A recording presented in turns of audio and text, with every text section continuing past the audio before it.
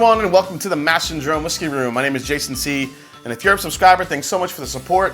If you're new to the channel looking for the latest in whiskey and bourbon news and reviews and a little bit of history, you have found the right place, so hit that subscribe button below and hit that bell notification so you know when I'm releasing a new video, or you could join in on one of my live streams. William Larue Weller, it's one of the most exciting names in bourbon next to Pappy Van Winkle, and always one of the most anticipated offerings in the Buffalo Trace Antique Collection. This wheated powerhouse may be the most coveted of the collection, and the 2019 release is today's review on the Mash&Drum. Born in 1825, William Larue Weller was reportedly the grandson of German immigrants who came to central Kentucky in 1794 and settled near Bardstown in 1800. Like many small farmers in Kentucky's frontier days, Weller's grandfather was also a small distiller who was serious about making his whiskey into something special. In the 1840s, William Larue Weller moved to Louisville, and in 1847 he joined the Louisville Brigade and went off to fight in the Mexican War. Now, after the war, Weller set up what would be today called a non-distiller producer, or an NDP, with his brother Charles, selling their own brand under the slogan "An honest whiskey at an honest price." It was during this period that William Larue Weller was said to have invented the wheated bourbon, where wheat replaces rye in the mash bill, producing a smoother, richer flavor. Now, what's interesting is that William Larue Weller and his brother didn't own and operate their own distillery at the time, which meant their soon-to-be famous contribution to American whiskey making was a made-to-order or sourced bourbon. In 1893, Weller made his second truly significant move in the history of American whiskey when he hired Julian Van Winkle. Better known as Pappy Van Winkle, Julian got his start in the whiskey trade working for Weller. A few years later, Weller retired, leaving the business to his brother John and his eldest son George. He died in 1899, and his company later came to merge in 1909 with the distilled distillery owned by his former employee, Julian Pappy Van Winkle. Now, Pappy Van Winkle eventually merged Weller's namesake company with the Stitzel distillery to form the Stitzel-Weller Distillery. The legacy of William Larue Weller continues today with some of the most sought-after bourbons on the market with the Weller name. This includes Weller 12, Antique, the new Full Proof, and today's review from the Buffalo Trace Antique Collection, named after the man himself, William Larue Weller. This year's release contains the famous wheated bourbon recipe from barrels first filled in the winter of 2007. The 2019 is 12 years and 6 months old. It's uncut, unfiltered, and bottled at 128 proof. This was pulled from barrels in Warehouse I on the second and third floors. The evaporation loss for this year's batch was 57%, and is available now for a retail price of around $99. Since this bottle may arguably be the most coveted from the BTAC collection, William Larue Weller can be seen to upwards of $600 to $900 in stores. Alright guys, as you can see, I've put a pretty good dent in this. I've also shared a few pours of this one. People seem to really love this year's, so let's get into the color first and see what we get. So as with most William Larue Weller bourbons, this is pretty dark. It's got a really nice color to it. This is just pure copper and dark honey color. Really beautiful in the glass. Absolutely paints the sides of the glass. This thing sticks like absolute glue. I mean, it is not dripping down whatsoever. Just a really nice viscosity to it, being uncut, unfiltered. That wheated bourbon recipe that we all know and love. It's always just for year to year a great bourbon. So let's go on the nose and see what we get on the 2019. So here we go.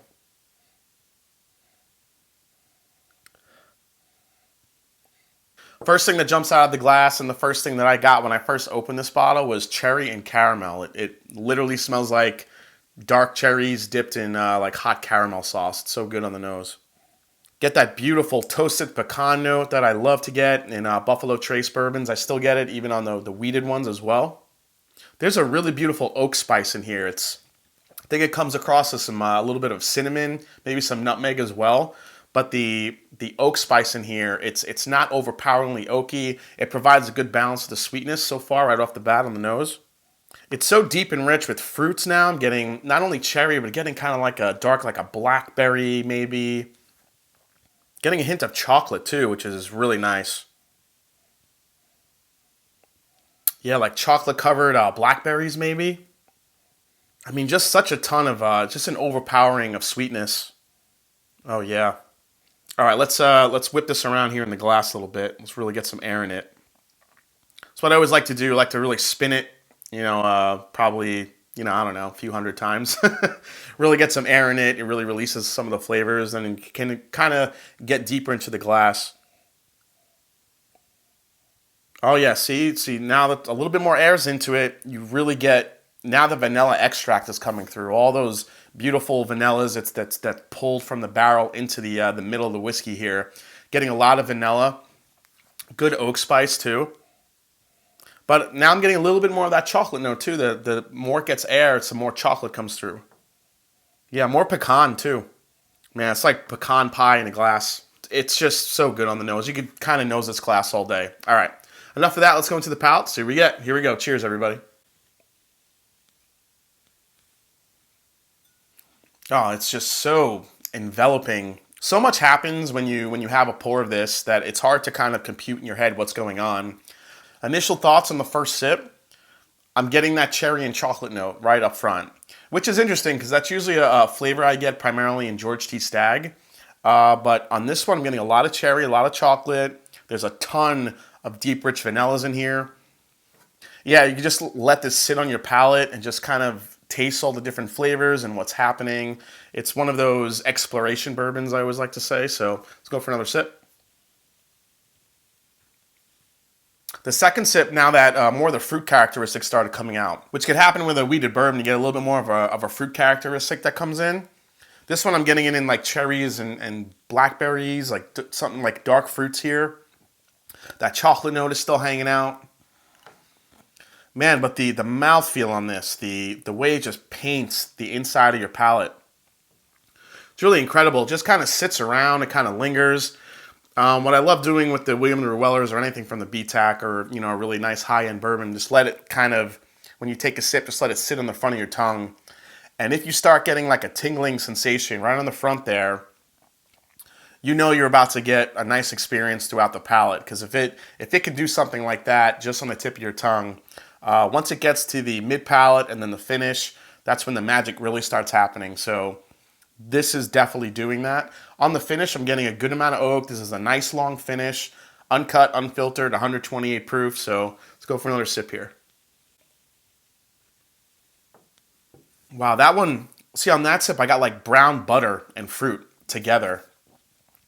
And then right on the back end, you get like the vanilla icing, like a vanilla icing characteristic. You know what this tastes like? One of my favorite snacks. I try not to eat them too often. We ever have a Pillsbury toaster strudel? It's usually filled with like fruit, and it's kind of a flaky, buttery crust. And then they give you the little packets of vanilla icing, and you kind of put it on top. Take a bite of that. That's what I'm getting in this glass. I'm getting fruit, kind of flaky, buttery pastry, and some and that vanilla icing to top it all off. It's just really sweet. But there is a nice oak influence on this one. It's not overly sweet. It's really beginning to balance out. I think when I first started sipping on this one, it was just like pure candy. As it's gotten a little bit more air now, the oak influence is starting to balance everything out really nicely, which is always welcome. Here we go. Let's go for another sip. Yeah, the oak is really coming in nicely, really providing a really beautiful balance. I really like the way it's intensely sweet, but there's some really good oak characteristic in here that's balancing everything out. You don't always get that in a William Larue Weller. Sometimes it's just super candy sweet and it just kind of stays there. This one is providing a really nice balance between the oak, the cinnamon spice you're getting on the back end to go along with those sweet flavors. There's just something to be said about an uncut, unfiltered, barrel-proof bourbon, especially with a good amount of age on it. Since the William Larue Weller is kind of hard to find, like I mentioned in the beginning of the video, and it's also really kind of high priced, if you're out there and you want to experience an uncut, unfiltered bourbon, something with more flavor, a little bit higher of a proof, there are affordable ones there on the market. You could definitely taste, look for Elijah Craig Barrel Proof, look for Rare Breed from Wild Turkey, Stag Jr., which is also from Buffalo Trace, provides a really good experience.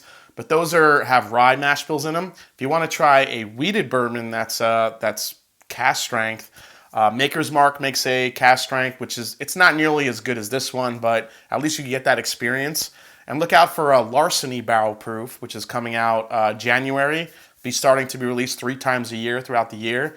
Larceny is a great wheated bourbon from Heaven Hill, and they're releasing a barrel-proof version of that, which for you out there who wants to try a wheated bourbon that's also cask strength, to try to get those flavors and see what the differences are. Let's go on for one last sip here. Cheers. I mean, the cherry and vanilla flavor in here, a little hint of that chocolate, the way it coats the palate, The most surprising aspect of this year's bottling, I think, is the balance of it. Some other pours of William Larue Weller I've had in the past, from past ones, they've been very, very candy to me. Very sweet. Some of them have a good balance, a good oaky profile to it as well that balances out that sweetness.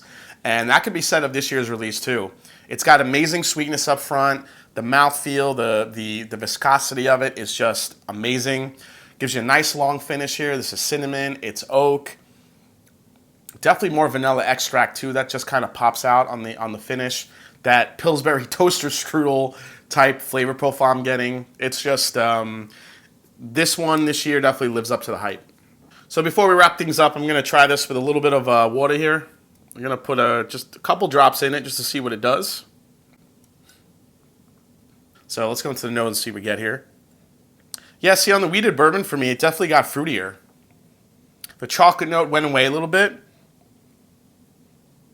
Now I'm getting just the pecan note and the vanilla note are just jumping out of the glass here. Way more pecan forward, way more vanilla forward. Still getting that fruitiness, still getting some of that dark fruit. But the water kind of really just made the vanilla more intense, and also the pecan note that I was getting. Let's try it on the palate. Here we go.